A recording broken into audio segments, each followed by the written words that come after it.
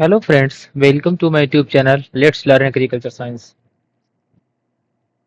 Friends, यहाँ पर BSc agriculture का कोर्स जो है प्लांट पैथोलॉजी और एंटोमोलॉजी का जो सब्जेक्ट रहते हैं कंप्लीट कराया जाएगा। साथ ही साथ आपको बता दें कि यूपीपीएससी जो पीपीओ प्लांट प्रोटेक्शन ऑफिसर का जो मेंस का एग्ज़ाम है सिलेबस कवर कराया जाएगा। आप प्लांट प्रोटेक्शन के बैच के लिए जो है हमारी प्लेलिस्ट को चेक कर सकते हैं। वहाँ पर जो भी मैंने पीपीओ का पेपर है उसका एनालिसिस कराया हुआ है, कैसे किस प्रकार से क्वेश्चंस आते हैं, प्लांट पैथोलॉजी और एंटोमोलॉजी के कौन कौन से क्वेश्चंस रहते हैं, पेपर का लेवल क्या रहता है, बताया हुआ है।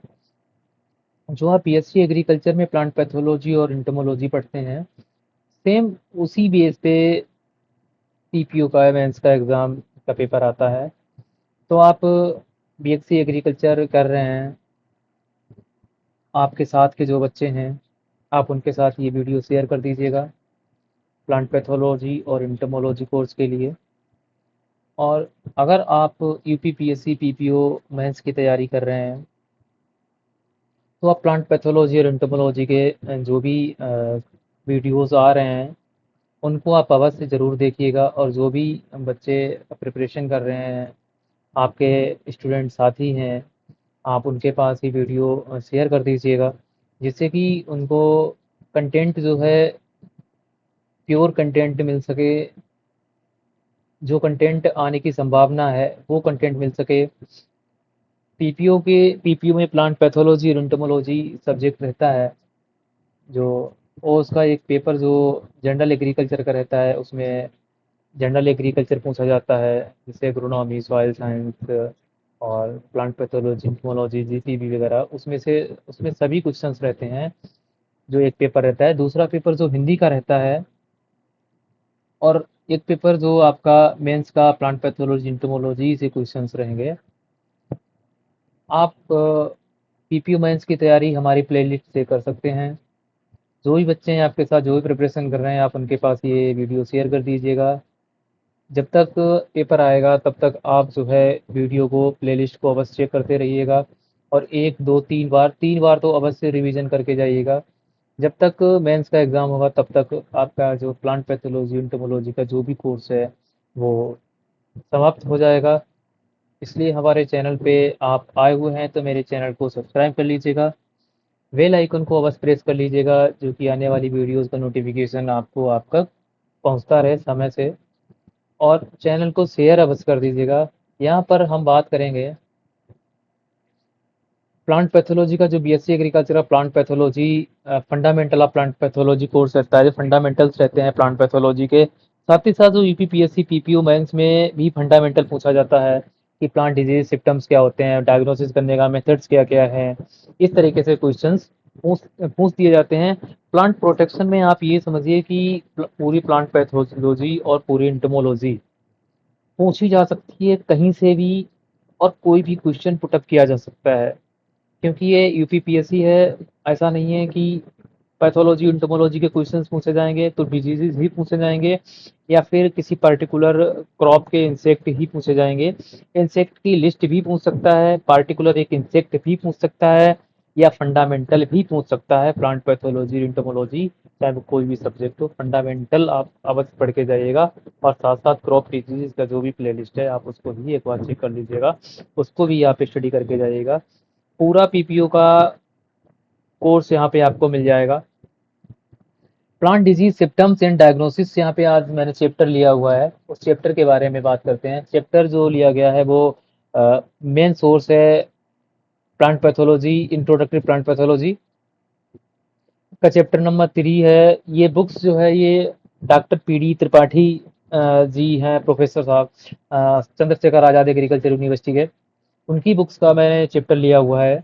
यहाँ पे सिम्टम्स एंड डायग्नोसिस की बात करें तो यहाँ पे हमें जनरल अकाउंट में डिजीजेस डायग्नोसिस पढ़ना है, difference between sign and symptoms पढ़ना है, symptoms and as evidence of disease पढ़ना है, classification of symptoms, necrotic symptoms क्या होते हैं, हाइपरट्रोफिक सिम्टम्स या एट्रोफिक सिम्टम्स क्या होते हैं, मिसलेनियस सिम्टम्स क्या है, लेटेंट सिम्टम्स क्या है, phytotoxemia symptoms, base on the metabolic disturbance क्या है, कोज पाथवेज क्या है। इस सभी चीज़ों को हम यहाँ पे चर्चा करेंगे।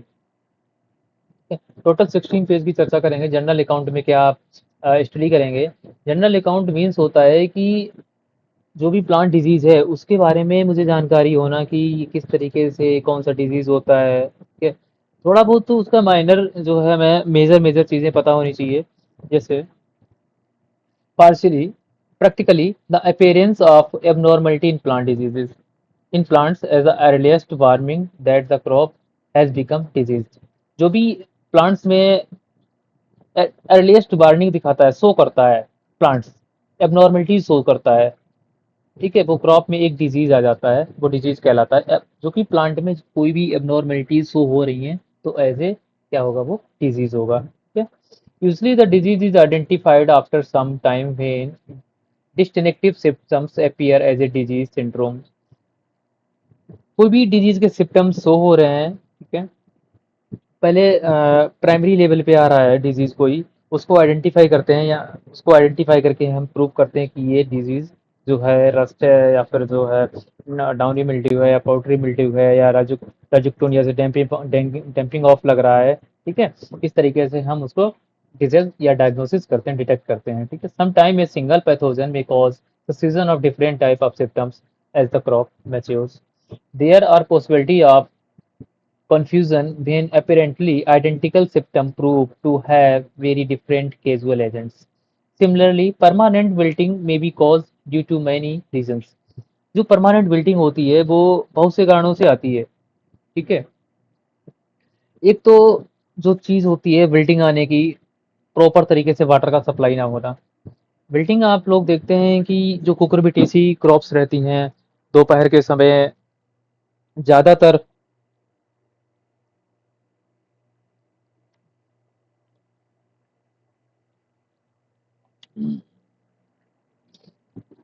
दोपहर के समय ज्यादातर कुकुरबिटेसी क्रॉप्स जो है विल्टिंग शो करने लगता है, पौधा मुरझा जाता है। इसके बाद शाम के टाइम उसमें पानी डालने से या फिर जो है मौसम में नमी आने से वो पौधा ऑटोमेटिक ही स्वस्थ लगने लगता है। ये क्या है, ये टेम्परेरी विल्टिंग है। एक परमानेंट जो विल्टिंग आती है वो फ्यूजेरियम के द्वारा आती है। उसमें क्या होता है कि पौधा जो है पैचेज में सूखते हैं। कोई फील्ड है, जैसे माना कि ये एक फील्ड है, ठीक है, इसमें ये प्लांट लगे हुए हैं, इस तरीके से ये प्लांट लगे हुए हैं। इसमें होता क्या है कि एक कॉर्नर पे या फिर जो फील्ड में दो चार जगह पे या 10 जगह पे ये प्लांट लगे हैं। अब मान लो कि यहाँ पे इतने पैचेज में विल्ट आ गई है, ठीक है, ये यहाँ पे इतने पैचेज में विल्ट आ गई है, यहाँ पर विल्ट आ गई है, ठीक है, यहाँ पर विल्ट आ गई है, ठीक है। इस तरीके से पैचेज में क्या होते हैं, पौधे सूखने लगते हैं। पौधे जो होते हैं वो सूखने लगते हैं। वो एक तो पौधे पूरा पौधा सूख सकता है, या फिर पारिशली तरीके से पौधा सूख सकता है, यानी कि एक तरफ की टहनियाँ सूख जाएंगी या फिर पूरा पौधा ही सूख जाएगा। इस तरीके से विल्ट आता है। देखो, one of the reason may be due to the lack of proper water supply. पहला तो ये रीजन हो गया। दूसरा रीजन क्या हुआ, effect of some wilt causing pathogens like ट्रांजिक्टोनिया एंड फ्यूजेरियम, ठीक है। मैंने आपको बताया कि जो एक तो ये टेम्परेरी बिल्ट हो गई वाटर की सप्लाई से, वाटर जब सप्लाई मिल गया तो पौधा ऑटोमेटिक जो है हेल्थी लगने लगा। दूसरा जो परमानेंट बिल्ट होती है उसमें दो प्रकार के सिम्टम्स शो करते हैं, पार्शियली और फुल्ली। पार्शियली में क्या होता है, पौधा कुछ टहनियाँ या फिर आधी टहनियाँ एक तरफ की शो करेगा, विल्टिंग के लिए मुरझा जाएगा आधा पौधा, या फिर पूरा होल प्लांट ही मुरझा जाएगा, ठीक है। Some fungal pathogen usually cause rots similar to the bacterial pathogen. Similarly, a number of viruses may produce symptoms that may be confused with mineral deficiency और genetic abnormalities। कुछ वायरसेस जो होते हैं कुछ ऐसे सिम्टम्स शो करते हैं, पता ही नहीं लगता है, कंफ्यूजन क्रिएट कर देते हैं कि ये मिनरल डिफिशियंसी है या फिर जेनेटिक एबनॉर्मलिटी है या फिर ये वायरल इन्फेक्शन है। Pesticide and herbicide applied as sprayer may sometimes cause phytotoxic Belmesis on the fruits or foliage. The chemicals also affect adversely to the growth of plants, resulting in excessive respiration and drought injury. In this way, it may suggest that careful observation of symptoms are essential for accurate diagnosis. Disease diagnosis क्या है, the आप ये परिभाषा हमेशा ही पूछी जाती है, ये जो डिफिनीशन है हमेशा ही पूछी जाती है, what is the disease diagnosis. The disease diagnosis is the process in which facts about the cause and pathogenesis of the disease are estimated and determined. Disease diagnosis is a careful blend of both art and science that require understanding and application of basic and applied plant pathological concept. ठीक है, diagnosis क्या होता है कि किसी pathogen को estimate करने के लिए और डिटरमाइन करने के लिए जो भी हम एप्लीकेशंस यूज करते हैं, अप्लाई करते हैं, उसको क्या बोलते हैं, डिजीज डायग्नोसिस बोलते हैं. Discipline of plant pathology includes management strategies of different plant disease caused by different plant pathogens. Therefore, in order to manage the disease, accurate disease diagnosis is essential. From sowing of the crop, it is harvest, constant vigilance is required against every possible disease of the crop in order to grow a healthy crop and its maximum yield. यहाँ पे देखते हैं difference between sign and symptoms. ये difference जो है बहुत ही important है. जो शॉर्ट्स नोट्स पूछे जाते हैं, एक दो दो नंबर के शॉर्ट्स नोट्स रहते हैं लिखने को, वहां पे एक परिभाषाएं आती हैं. Write short note on sign, symptoms, trust, fusarium वगैरह जो है, इस तरीके से शॉर्ट नोट लिखने को आ जाते हैं. विजुअल इल इफेक्ट्स, ठीक है, जो एक बीमारी है वो एक विजिबल दिख रही है, उसको इफेक्ट प्रभाव क्या है उसका, चाहे वो माइक्रोस्कोपिक हो या फिर माइक्रोस्कोपिक हो. Observed on the host plant as a result of pathogenic activity are called as disease symptom. ठीक है, होस्ट प्लांट पे एक पैथोजन एक्टिविटी का जो रिजल्ट निकल के आता है, जो भी पैथोजन है वो अपनी एक्टिविटी कर रहा है और उसके द्वारा जो भी एबनॉर्मेलिटीज उभर के आती हैं, उसको क्या कहते हैं, डिजीज सिम्टम्स कहते हैं. ठीक है, in other word we can say that visible abnormalities in structure and function observed on the host plant as a result of pathogenic activities are called as disease symptom. ठीक है, disease symptom कैसे कैसे होते हैं, जैसे कोई leaf पे spot बन गया, ठीक है, या लीफ पे ब्लाइट्स बन गया, मोजेक हो गया, लीफ की कर्लिंग हो रही है, डैम्पिंग ऑफ लग गया, are the symptom of specific description. ठीक है, appearance of some parts or structure of pathogen on the surface of the host plant also provide clause of identification of a disease. It may be some portion of mycelium or spore or some spore stage of the pathogen in case of fungi and ooze, cells in case of bacteria. These visible vegetative parts or sexual spore it is stage are called sign.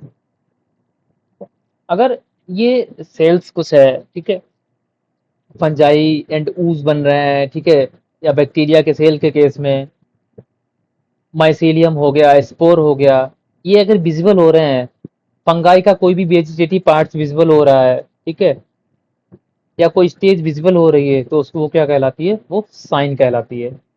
ठीक है, rust, smut and cottony growth of the mycelium in downy mildew are typical example of sign. ठीक है, आपने देखा होगा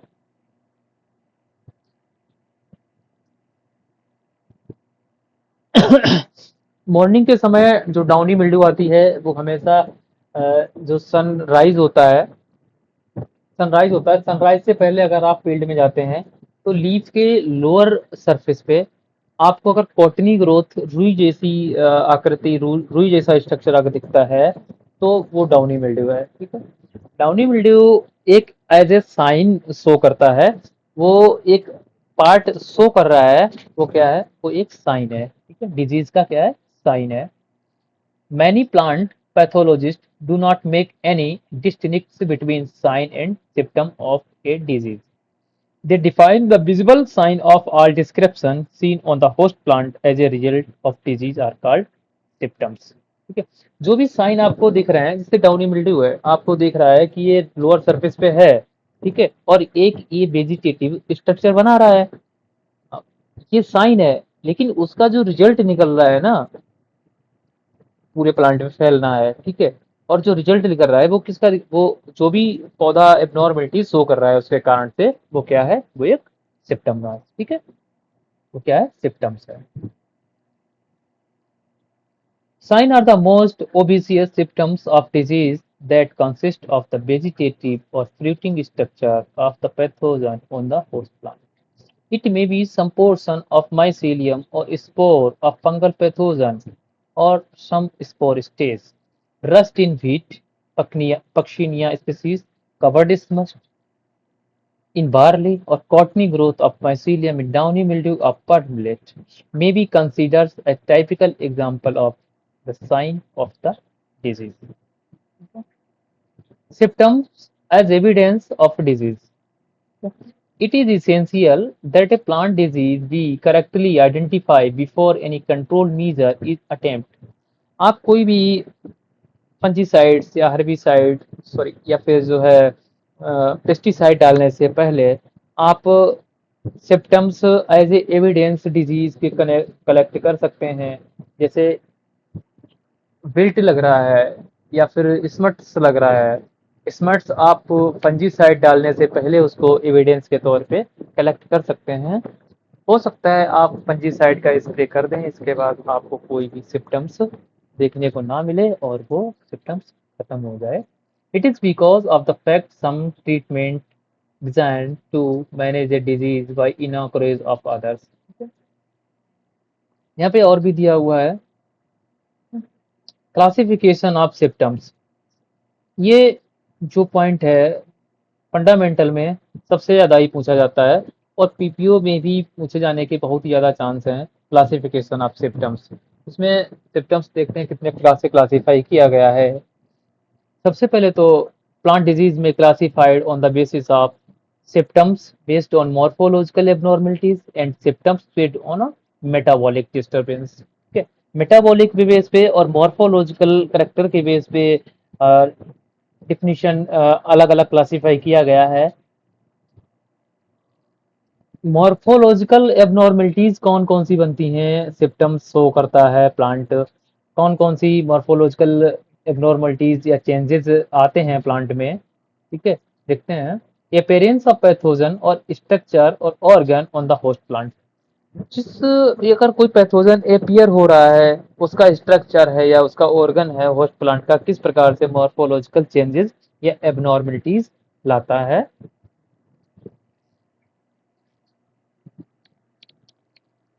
Symptoms due to some effect or change in host plant due to pathogenic activity, latent symptom due to latent infection। पहला है appearance of pathogen or its structure or organ on the host plant।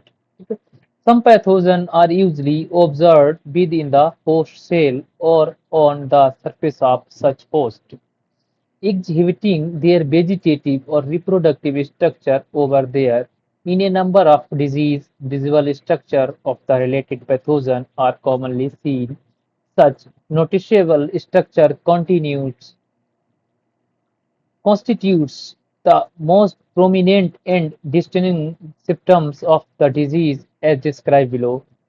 कुछ जो pathogen है या organ पे host plant पे organ पे किसी पे या होस्ट प्लांट पे या फुल्ली प्लांट पे होल प्लांट पे जो भी सिम्टम्स बन रहे हैं उसके आधार पर कौन कौन सी मॉर्फोलॉजिकल एबनॉर्मलिटीज शो करता है, सिम्टम्स बनते हैं, उसको जरा स्टडी करते हैं। सबसे पहला है मिल्ड्यूज। ठीक है, मिल्ड्यूज दो प्रकार की रहती हैं, डाउनी मिल्ड्यू और powdery mildew. These are superficial growth of the mycelium on the leaves of the infected plants. Mildews are two types, namely the downy mildews and powdery mildews। Figure number 3.1 दिया हुआ है, देखते हैं कौन सा figure है, बताएंगे आपको। डाउनी मिल्ड्यूज क्या होता है, present the mycelial growth of the pathogen on the leaves. Downy mildew में माइसीलियल ग्रोथ होती है, फंगस की लीव्स पर पाई जाती है।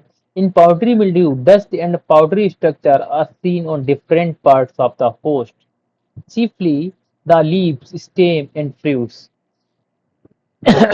डाउनी मिल्ड्यू जो होता है स्पेशली जो फंगस का स्ट्रक्चर शो करता है वो स्पेशली लीफ पे शो करता है, जबकि पाउडरी मिल्ड्यू का सिम्टम जो शो करता है एज ए डस्ट, धूल और पाउडर स्ट्रक्चर शो करता है, वो जो होस्ट होता है उसके डिफरेंट पार्ट पे, लीफ पे, स्टेम पे, फ्रूट्स पे, हर जगह सिम्टम्स शो करता है। Sometimes both the downy and powdery mildew are observed in single disease. Downy mildew may be observed in green ear disease of pearl millet insect by Sclerospora gramicola. ठीक है। Smuts क्या होता है? Smut as a result of pathogenic effect, certain fungi are known to convert the ears of the plant into black powdery mass of spores. Smuts जो होता है, एक smut जो होता है, लूज स्मट होता है, कवर्ड स्मट होता है। ठीक है। ये जो स्मट्स होते हैं, लूज स्मट और कवर्ड स्मट में दो एक डिफरेंस होता है। लूज स्मट जो होता है वो ब्लैक कलर का पाउडर दोनों में बनता है। ठीक है। लूज स्मट और कवर्ड स्मट में दोनों में ही ब्लैक ब्लैक चारकोल की तरह जो है पाउडर बनता है। डिफरेंस ये है कि लूज स्मट का जो ब्लैक पाउडरी मास जो रहता है वो किसी भी झिल्ली से कवर नहीं रहता है। और कवर्ड स्मट का जो स्पोर्स रहते हैं, स्मट स्पोर्स रहते हैं, वो एक झिल्ली से क्या रहते हैं, कवर्ड रहते हैं। ठीक है। कैसे स्पोर्स ब्लैक पाउडर पे इसका सिम्टम्स बनता है? Such powdery mass of spore are called as smut spores. Okay. Loose smut of wheat and covered smut of barley are common example that produce black spores. ठीक है। Rust क्या होता है? Rust जिससे रतुआ या गेरुई बोला जाता है, जो स्मट्स होता है उसका पाउडर जो होता है वो थोड़ा कह सकते हैं थिक होता है, और रस्ट का जो रतुआ होता है, गेरुई होता है, वो थिन होता है। ठीक है। The disease manifest the appearance of red, brown और येलो ब्लैक कलर्ड स्पोर्स। इसमें सिर्फ ब्लैक पाउडरी मासेस बन रहे थे, और इसमें क्या है, इसमें रेड भी बन सकता है, ब्राउन बन सकता है, येलो बन सकता है। ठीक है। या फिर येलो ब्लैक कलर्ड स्पोर्स इसमें सो सिम्टम में कर सकता है। Among the most common wheat rust are black rust, brown rust and yellow rust. These rust fungi exhibit character rust symptoms. ठीक है। स्क्लोसिया क्या होता है? Sign sclerotium in some fungal disease fungus hyphae are converted into hard, compact, black and dark brown और purplish coloured hard structures. These are called sclerosia as observed in ergot of rye and barley. स्क्लेरोसिया में क्या बनता है कि जो fungus होता है, जो ग्रेन्स रहते हैं, ग्रेन से एक ऐसा हनी टाइप का चिपचिपा सा पदार्थ निकलता है, स्टिकी रहता है, वो स्टिकी मैटर रहता है। पहले तो क्रिस्टल रहेगा, लेकिन बाद वो क्या होगा, जब वो सूखता है तो वो मैच्योर हो जाता है, मैच्योर हार्ड हो जाता है, कंपैक्ट हो जाता है, और वो पहले क्रिस्टल रहता है और बाद को चेंज होके डार्क ब्राउन या ब्राउन कलर में या ब्लैक कलर में पर्पलिश हल्का सा लिए हुए में परिवर्तित हो जाता है। पहले वो क्रिस्टल रहता है। ये जो स्क्लेरेशिया बनते हैं वो ग्रेन से एक चिपचिपा टाइप में पदार्थ निकलता है, उससे बनते हैं। जो जैसे अर्गट ऑफ राई, अर्गट राई में भी बनता है और अर्गट ऑफ बाजरा में भी बनता है। ठीक है। व्हाइट ब्लास्टर्स क्या होते हैं? White blasters means as a फफोला होता है। ठीक है। जैसे अपने लोग जो है स्किन पे जल जाते हैं तो फफोला पड़ जाता है ना, उस तरीके से फफोला जिसे बोलते हैं, ये व्हाइट कलर का रहता है। Also called white rust by some observer. However, it is quite different from true rust appearing on wheat, gram, and linseed. White blaster disease is usually found in crucifers. जो true rust रहती है wheat पे, ग्राम पे, linseed पे जो लगती है, उससे डिफरेंस व्हाइट ब्लास्टर रहता है जिसे क्रूसीफर पे लगता है। क्रूसीफेरी, चाहे वो आप राई ले लीजिएगा, मस्टर्ड ले लीजिएगा, या फिर कैबेज ले लीजिएगा, कॉलीफ्लावर ले लीजिएगा, इस पे व्हाइट ब्लास्टर लगता है, स्पेसिफिक क्रूसीफर पे। In inserted by the fungus Elvigo candida, the pustules appear white and shiny. They usually break open at maturity, exposing powdery masses of fungal spores. ये जो रस्ट था वो येलो, ब्लैक, ब्राउन कलर्ड में था। और white blasters as एक rust ही है, लेकिन इसको इसके स्पोर्स जो रहते हैं वो व्हाइट कलर के स्पोर्स रहते हैं। और लीफ पे, स्टेम पे, फ्रूट पे, फ्लावर पे, यानी कि पूरे ही प्लांट पे व्हाइट ब्लास्टर का जो है इन्फेक्ट या अफेक्ट ये पूरे प्लांट को करता है, इन्फेक्शन पूरे प्लांट में फैलता है। ठीक है। सॉरी। स्कैब क्या होता है? स्कैब स्पेशली जो है कॉमन स्कैब पोटैटो में लगता है। ठीक है। सिंकाट्रियम इंडोबायोटिकम यहाँ पे दिया हुआ है। Appearance of crust-like rough lesion on the surface of the host is called scab. Common scab of potato is common and most evident example of scab-like symptoms. Fruiting bodies कौन कौन सी बनती हैं? The wood rooting fungi usually develop large spore-bearing structure called as fruiting bodies or sporophores. These characteristics fruiting bodies are either fleshy or woody in appearance. Exudation and gummosis क्या होता है? Exudation and गोमोसिस जो term है ये हमेशा ही exam में पूछा जाता है कि एक्सुडेशन क्या होता है और गोमोसिस क्या होता है। ठीक है। अब बताते हैं आपको हम। In some bacterial diseases mass of bacteria ooze out of the cut surface of affected parts, especially leaves. Bacterial blight of paddy may be cited as an example in which ooze is seen under microscope on the affected leaves. Exudation क्या होता है? Exudation means होता है कि किसी plant में उसका cut लगने पर, वार्क में, ठीक है, स्टेम में जब कट लगता है तो वहां से कुछ मटेरियल जो है बाहर बहने लगता है प्लांट के, उसको बोलते हैं एक्सुडेशन। हम जो है किसी प्लांट पे कट लगाते हैं, कट लगाने के बाद 1-2 घंटे बाद देखते हैं कि वहां से वाटर रिसता हुआ सा दिखाई दे रहा है, इसको बोलते हैं एक्सुडेशन। ठीक है। लेकिन एक्सुडेशन जो है एक फंगस के द्वारा भी होता है। फंगस करता क्या है कि उसके स्टेम को क्रैक कर देता है। क्रैक करने के बाद वहां से जो मिनरल्स रहते हैं प्लांट में, मिनरल्स जो रहते हैं फ्लोएम के द्वारा जो अप डाउन किए जाते हैं, अप किए जाते हैं मिनरल्स, उनको बाहर निकालने लगता है, जिससे कि जो मिनरल्स होते हैं वो बाहर निकल जाते हैं। और जो खनिज मिनरल्स हैं वो प्लांट की लीव्स तक नहीं पहुंच पाते हैं। रिजल्ट क्या होता है कि पौधा सूखने लगता है। एक्सुडेशन हो गया। ठीक है। वाई ह्यूमन के द्वारा भी होता है और वाई फंगस के द्वारा भी होता है। ह्यूमन के द्वारा होता है कट लगा दिया, वहां से रिसने लगा मिनरल्स। फंगस के द्वारा होता है कि फंगस ने अपना अटैक करके स्टेम को क्रैक कर दिया, वहां से मिनरल्स निकल रहा है। गोमोसिस क्या होता है? आपने बबूल का पौधा देखा है, ठीक है, सभी ने देखा है बबूल का पौधा।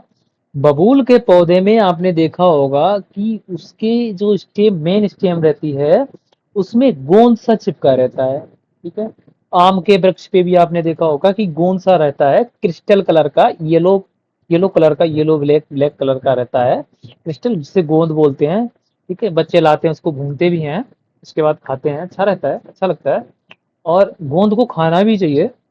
जो गोंद रहता है वो एक गमोसिस प्रोसेस के द्वारा बना हुआ मटेरियल है। वो तो नेचुरली है कि गमोसिस हो रहा है। गमोसिस में भी प्लांट के मिनरल्स रहते हैं जो बाहर निकलते हैं। गोमोसिस वो तो एक नेचुरल प्रोसेस हो गया। गोमोसिस जब प्लांट में अफेक्ट हो जाता है तो होता क्या है कि बहुत सारे मिनरल्स निकल निकल के सूख जाते हैं, प्लांट पे सूख जाते हैं, बहुत सारा इकट्ठा हो जाता है और प्लांट रिजल्ट नहीं सूख जाता है। ठीक है। रिजल्ट क्या होता है? प्लांट सूख जाता है। तो मतलब कि जो एक्सुडेशन हो रहा है, जो प्रोसेस बाहर निकल रहा है मिनरल्स के बाहर निकलने को, प्रोसेस को कहते हैं एक्सुडेशन। एक्सुडेशन वो मिनरल्स जो है प्लांट पे सूख जाए, हार्ड हो जाए, कॉम्पैक्ट हो जाए, उसको बोलते हैं गोमोसिस। ठीक है, समझ में आया? समझ में नहीं आया है तो आप इसको फिर से रिवाइज करके वीडियो को देखिएगा, अवश्य आपके समझ में आएगा। और भी इंटरेस्टेड जो भी सब्जेक्टेड है उसके इंटरेस्टेड पार्ट आपको अगर देखने हैं तो आप हमारी प्लेलिस्ट को अवश्य चेक करिएगा। पैथोलॉजी एक बहुत ही इंटरेस्टेड सब्जेक्ट है, अगर आप इसमें इंटरेस्ट ले रहे हैं तो आप ये समझिए कि आपका ये मेरिट बढ़ाने वाला सब्जेक्ट है, परसेंटेज बढ़ाने वाला सब्जेक्ट है। अगर आप इसको रेगुलर जो है स्टडी करते हैं तो आपकी लाइफ में एज ए प्रैक्टिकली वर्क करता है। लेटेस्ट वीडियो आती रहेंगी और उनको पाने के लिए आप हमारे चैनल को सब्सक्राइब कर सकते हैं, बेल आइकन जो है उसको प्रेस कर लीजिएगा। मैंने एक चीज़ देखी है कि जो अच्छी एजुकेशनल वीडियो हैं, जो अगर बच्चे के पास पहुंच भी गई तो वो चैनल को सब्सक्राइब नहीं करेगा। ठीक है, चैनल को सब्सक्राइब नहीं करेगा, ना ही उसे लाइक करेगा, ना शेयर करेगा। लेकिन अगर उसके पास कोई वो डांसिंग गर्ल वाली वीडियो पहुंच गई या फिर कोई मूवीज की वीडियो पहुंच गई तो उसको चैनल को फट से सब्सक्राइब कर लेगा कि हाँ आने वाली जो आगे वीडियो है ना, वो मूवी है, वो आएगी तो हम इसको जरूर देखेंगे, है ना। तो मैं देख रहा हूँ कि एक एक मूवीज पर एक एक घंटे में, तीन तीन घंटे में इतने सारे व्यूज आ जाते हैं। ठीक है, लेकिन एजुकेशनल वीडियो पे व्यूज नहीं है। ठीक है, उसको चैनल को सब्सक्राइब नहीं किया जा रहा है। भाई अगर आपको पता है कि ये चैनल मेरे रिलेट का है और अच्छी से इस पे कंटेंट अच्छा हमें मिल रहा है तो उसको आप सब्सक्राइब कर लीजिएगा। लेकिन नहीं किया जा सकता है ना, नहीं करते हैं बच्चे। चलो कोई बात नहीं, मेरा काम है वो, मैं अपना काम कर रहा हूँ, आप अपना काम बखूबी करते हैं या नहीं करते हैं वो आपको पता रहेगा। यहाँ पे देखते हैं, the exudates are liquid substance seen in some diseases. देखिए मैंने जो भी बताया वही चीज है।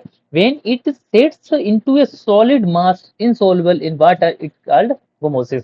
जो सब्सटेंस है, लिक्विड सब्सटेंस है, वो क्या हो जाता है, वो सॉलिड हो जाता है इनटू ए सॉलिड मास। वो क्या कहलाता है, गोमोसिस कहलाता है। Gummosis common in cherry, peach and citrus trees. बहुत मेनली है कि सिट्रस में गोमोसिस पाया जाता है। ब्लॉच क्या रहते हैं, ब्लॉच किस प्रकार का सिम्टम्स बनता है, it consist of superficial growth of the fungus giving the fruit A blotch appearance. Sooty blotch of apple may be cited as an example of some such blotch symptoms.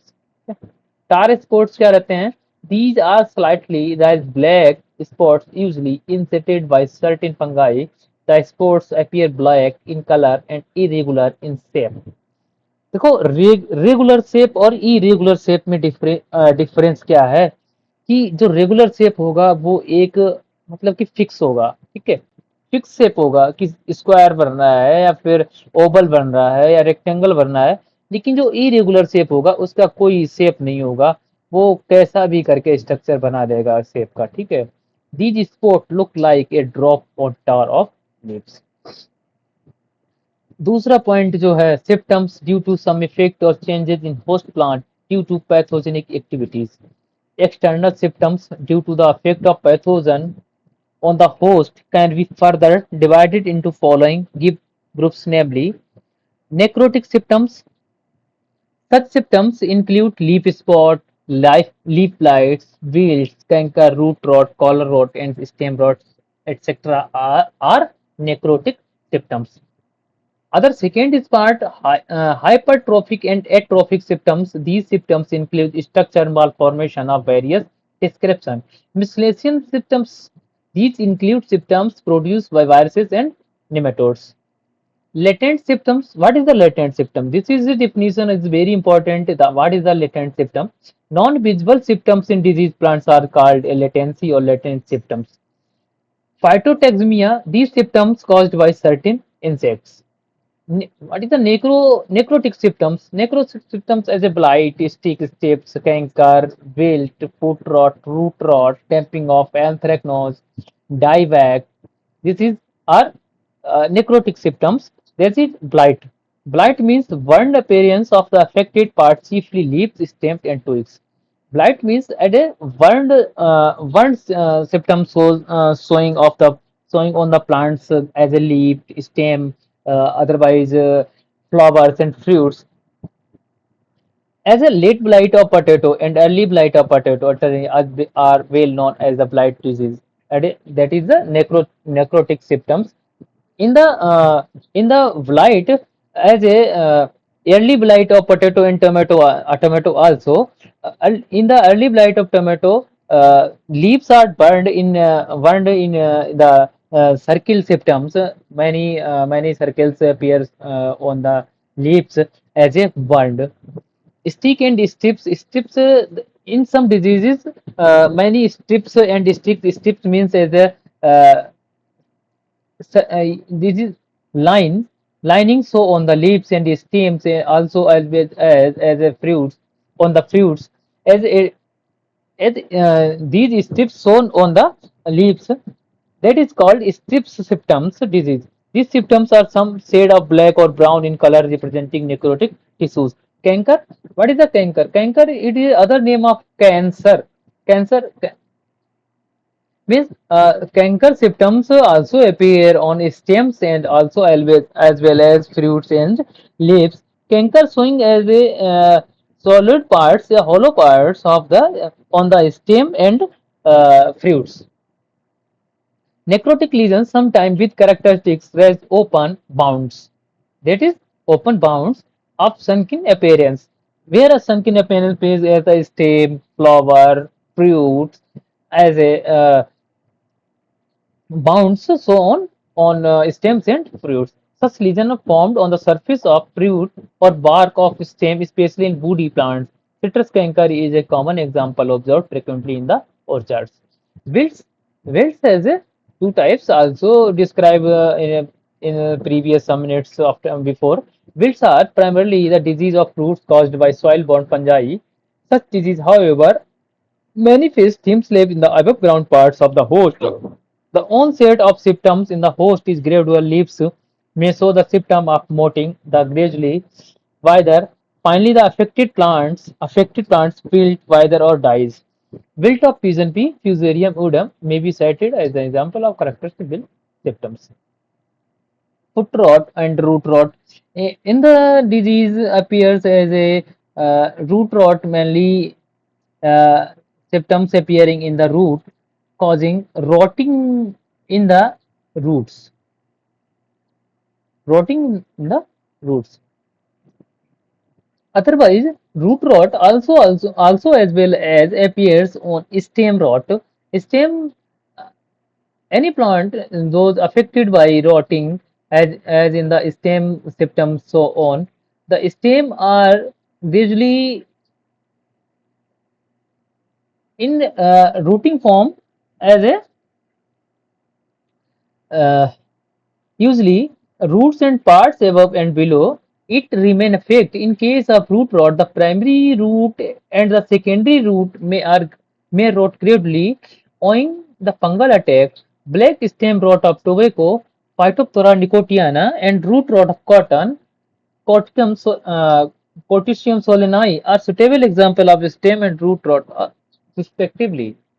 Damping off is the disease of mainly affecting the nursery plants. In the nursery, the affected parts in nearby the soil surface and the rooting and breaking of nursery uh, as a nursery time. This is called as a damping off, caused by Phytophthora and Rhizoctonia. Damping off stem near the ground level is usually attacked and the affected disease parts become constricted and weak. Due to this, infected parts become incapable of wearing on the of the load of the upper portion of the plant. As the result, infected seedling topple down and die. Damping of tobacco seedling, Phytophthora species, is common example of damping off. Anthracnose. Anthracnose is the symptoms as seen as ulcer-like lesion are formed on the stem and pods of the diseased plants. Anthracnose as a bacterial disease mainly. Uh, Mainly first time bacterial disease anthracnose found in the buffalo. Anthracnose bacteria especially affect plant as well as animals. Ulcer-like lesion. form on stem and pods of diseased plant. Such a result, the plant are damaged to great extent. Mango anthracnose is well known. It causes considerable damage to the mango plant. Dieback is the symptoms appearing on the stem and it is branches as a main stem and this is branch. Dieback means is the stem is mainly die from the on the top. In dieback, main branches is a die from the upper part, yeah, tip part of the branch. The disease is characterized by the drying of plant organ, especially twigs and branches from tip backwards. Okay. Hypertrophic and atrophic symptoms as a destruction, suspension, and alternation in similarity and habit, bitch brooms, phyllodes, hairy roots, pocket and bladder, galls, tumor, knots, and bars as a hypertrophic and atrophic symptoms. Sugarcane smut floral axis is transformed into a black dusty whip. Sugarcane smuts is a as a whip smut also called. Whip smut means is a sugarcane main branch of the main branch in the sugarcane as a uh, symptoms like so as a whip. Whip whip is a piece of as a rope as a rope. These symptoms show in mainly whip type. Loose spot of wheat, flower destroys. Similarly, in grain smut of pearl millet, ovary of the host is replaced by the smut spores. Alternation in symmetry and habit. Under the influence of pathogens, some creeping plants usually convert into a leaf-like structure. Witch brooms, compact cluster of fine slender branches may look like a broom is observed in witch broom of cherry. Phyllodes in sesamum, abnormal branches may be formed along with stunting of plants as observed. Hairy roots, as a result of pathogenic activity, numerous hair-like roots are formed in some diseases incited by different pathogens. Galls, tumors, knot and bars, abnormal galls, tumor, knots and bars are also formed by many fungi and nematodes. 3.1 showing powdery mildew of pea. Miscellaneous symptoms. Miscellaneous symptoms in the miscellaneous symptom are seen in disease incited by viruses, viroids, phytoplasma, plasmids, etc. These symptoms include necrosis, chlorosis, hypertrophy, and atrophy that are observed as the disease complex as given below. Hypertrophy means there's a increasing of cell size, and atrophy means decreasing the cell size or dwarfing. So atrophy means the dwarfing zone of plants. Chlorosis is the condition of leaves or whole plant due to loss of chlorophyll. Chlorosis means less the chlorophyll from the plants. Yeah, evaporate the chlorophyll of whole plants. Chlorosis is usually seen in disease incited by mineral deficiency and viruses. Etiolosion is the etiolosion that is the process in the lack of light. If allowing the plants in the lack of sunlight, that is called etiolation. Loss of chlorophyll due to lack of sunlight result in the allowing of plants. Such allowing condition is called etiolation. Okay. Mosaic pattern. In most of the virus disease, mosaic pattern is usually seen on the leaves and sometimes blossom and rarely on the other parts of the host. Mosaic pattern may be characterized by the irregular patches of light green, yellow, or even white spots found are intermixed with each other. This is downy mildew at the lower surface of parts. This is powdery mildew, whole is seen on the leaves, but powdery mildew appears leaves as well as stem and also fruit and flower. That is rust symptoms shown on stem and leaves. That is scab shown on apple scab. This is mosaic. This is why uh, mosaic is green leafy parts removed by the viruses. When clearing and when bending, white blasters by white rust albigo candida. This potato wart Syncytium endobioticum, root knots. This root knots is caused by nematodes. This symptom shows as a knots. Sclerotia ergot. These symptoms is showing sclerotia ergot in rye, ergot in barley. Shown a gum-like structure out from grain and compact, hard and mature in uh, blackish.